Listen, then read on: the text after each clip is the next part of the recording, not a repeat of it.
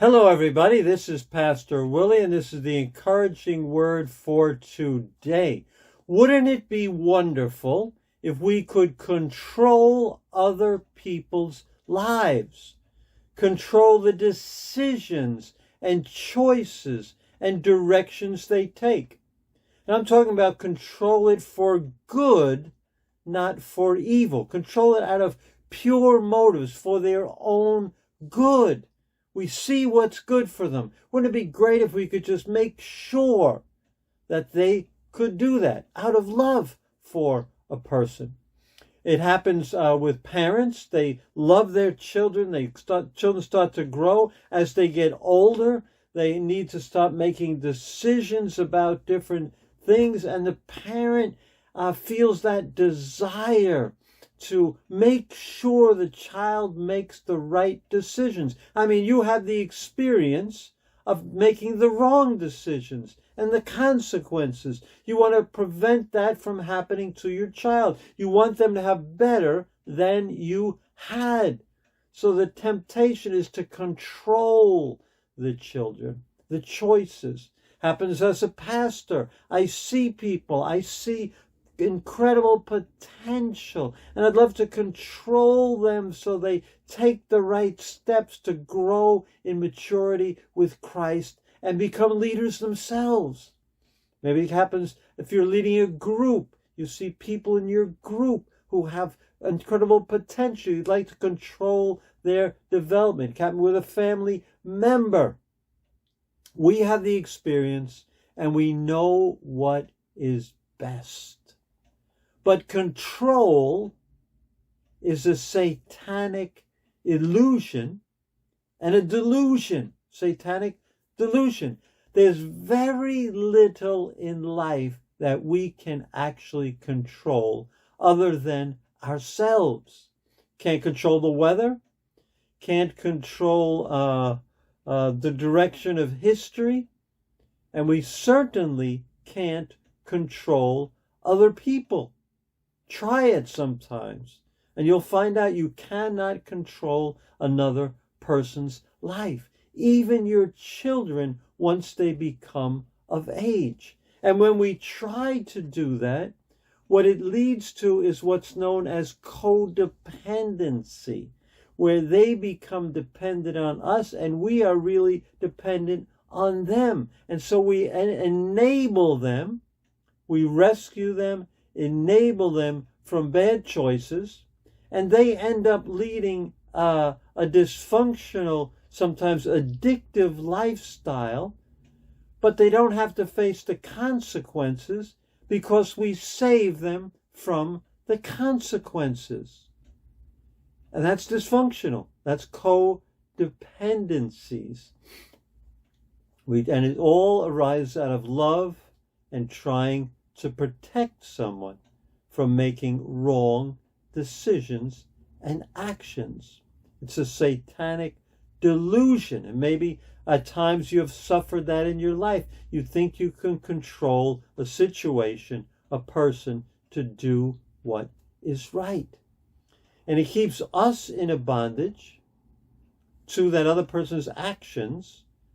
And our life ends up revolving around that other person's life and choices, and the other person gets caught in their choices and never has to learn from the consequences. So what do?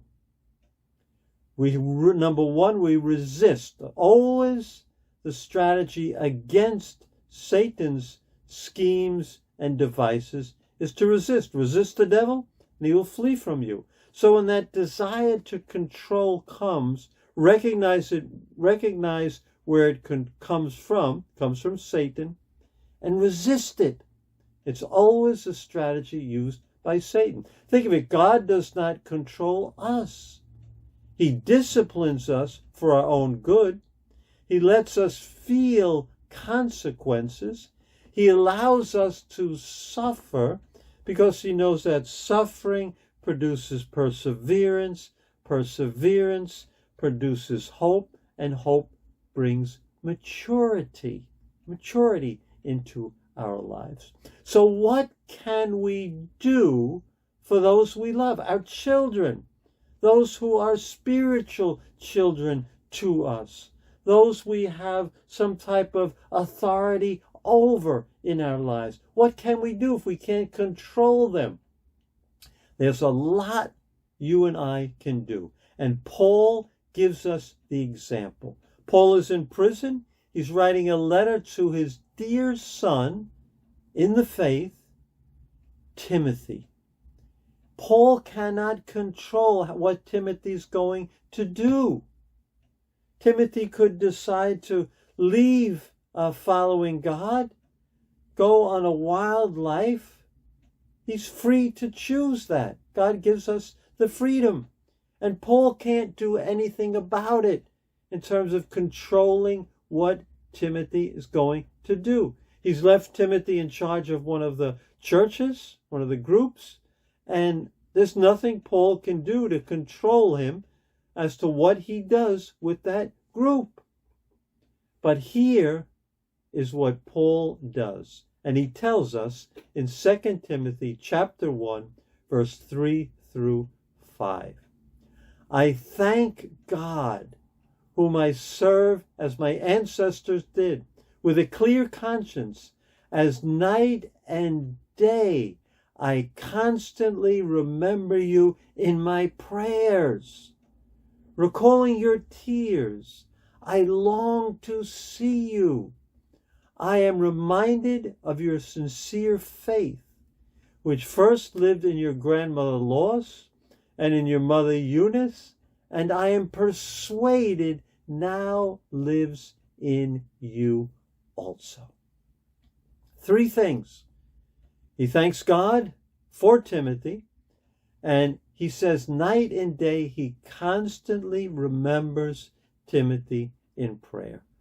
The number one thing we can do for those we love is to pray regularly for them.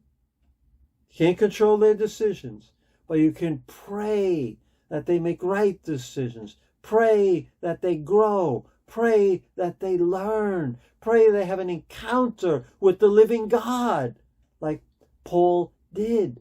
So I constantly pray.